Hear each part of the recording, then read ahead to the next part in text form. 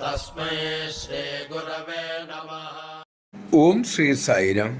സ്വാമി പർത്തിയിൽ നിന്നും ബാംഗ്ലൂരിലേക്ക് പോകുമ്പോൾ ചില ആശ്രമ അന്തേവാസികൾ അവരുടെ നാട്ടിലേക്ക് പോകും. വീട്ടുകാര്യങ്ങളൊക്കെ നോക്കി സ്വാമി വരുമ്പോൾ തിരിച്ചു വരും. ഭഗവാന്റെ അനുവാദം വാങ്ങിയിട്ടാണ് അവർ സാധാരണ പോകാറ്. അങ്ങനെ ഒരിക്കൽ അനുവാദം വാങ്ങാനായി ഒരു അന്തേവാസി സ്വാമിക്കരിയിലെത്തി. ഭഗവാൻ അദ്ദേഹത്തിന് വിഭൂതി സൃഷ്ടിച്ചു കൊടുത്തിട്ട് പറഞ്ഞു, നീ പോകണ്ട, ഇവിടെ തന്നെ നിന്നാൽ മതി. പ്രതീക്ഷിക്കാത്ത കൽപ്പന നിവൃത്തിയില്ലല്ലോ.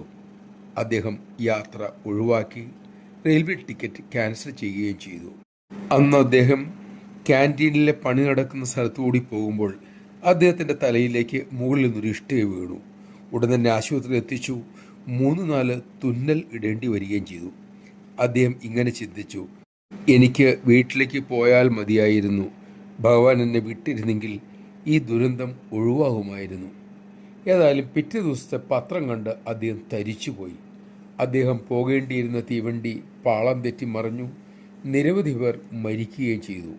തൻ്റെ മരണയോഗമാണ് ഭഗവാൻ മാറ്റിയതെന്ന് അദ്ദേഹത്തിന് മനസ്സിലായി. മനസ്സാ അദ്ദേഹം ഭഗവാനോട് മാപ്പൊരുക്കുകയും ചെയ്തു.